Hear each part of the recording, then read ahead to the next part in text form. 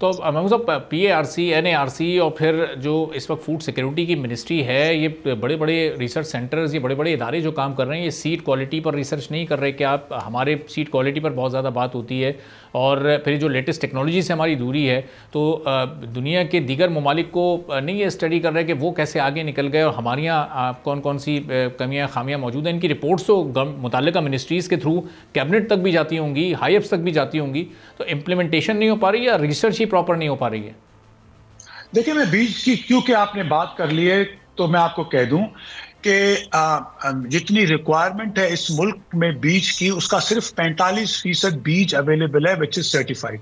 जो सर्टिफाइड है उसमें भी क्वालिटी के इश्यूज हैं। एक सेकंड, आपकी जो 5 मेजर क्रॉप्स हैं उनके ज्यादातर बीज बाहर के आते हैं अलावा आपकी गंदम के बीज के। There is no seed which is from PARC, NARC, domestic provincial seed और research कि आपको वो बीज मिल ही नहीं रहे हैं।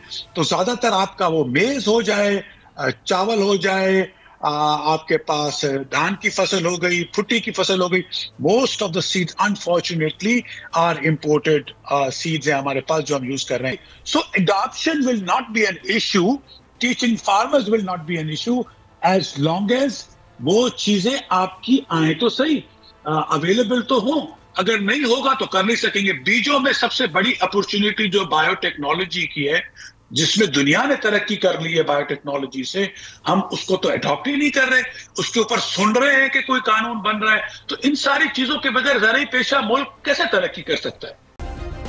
सब्सक्राइब करें और बेल दबाएं ताकि कोई खबर रह न जाए।